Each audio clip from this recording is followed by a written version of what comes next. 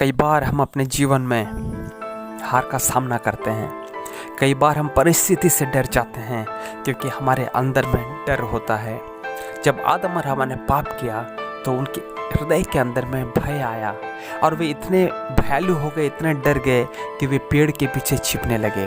और बाइबल बताती है कि जब परमेश्वर ने उनकी खोज करने के लिए आया, उनको ढूंढने आया, आदम आदम कहकर पुकारने लगा, तो आदम के मुंह से आवाज़ तक नहीं निकल रहे थे क्योंकि वे डर गए थे, वे भयालु हो गए थे। उनके अंदर में जो उनका अधिकार है वो डर ने ले लिया था। लेकिन जब हम प्रभु यीशु मसीह को ग्रहण करते हैं, परमेश्वर के पीछे में चलने लगते हैं, तो वचन इस प्रकार बताती है, क्योंकि परमेश्वर ने हमें भय की नहीं पर सामर्थ और प्रेम और संयम की आत्मा दी है। परमेश्वर ने हमें भय की आत्मा नहीं दी है। जब आदम और हवा पाप कर बैठे तो उनके जीवन में जो भय आया था, लेकिन यीशु मसीह के ऊपर विश्वास करने के द्वारा परमेश्वर ने हमें हमारे आत्मा के अंदर और एक आत्मा को भेजा है। और ये भय की आत्मा नहीं है, लेकिन ये सामर्थ की आत्मा है, ये प्रेम की आत्मा है और ये संयम की आत्मा है।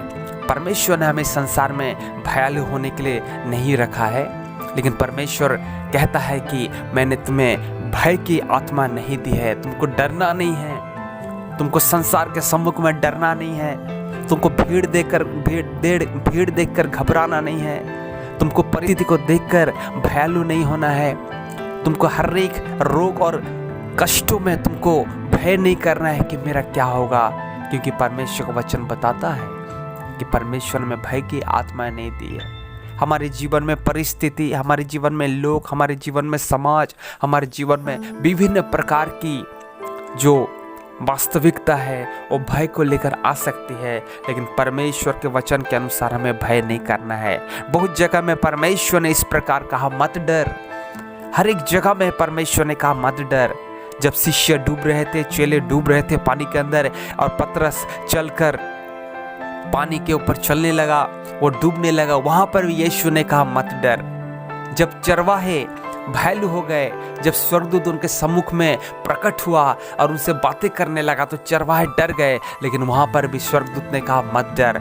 जब मरियम के पास स्वर्गदूत आया तो उससे भी स्वर्गदूत ने इसी प्रकार कहा, जिब्राइल स्वर्गदूत ने कि मत डर। सो हर जगह ये डर का जो कारनामा है हमें दिखाई पड़ता है, लेकिन परमेश्वर हर एक परिस्थिति में, हर एक परिस्थिति में, हर एक रोगों के बीच में, हर एक लोगों के बीच में, हर एक समाज के बीच में परमेश्वर हमसे यह कहता है कि मत डर, मत डर, मत डर, क्योंकि मैंने तुझे डरने के लिए नहीं, लेकिन तुम्हारे अंदर सामर्थ्य की आत्मा मैंने भेजी है।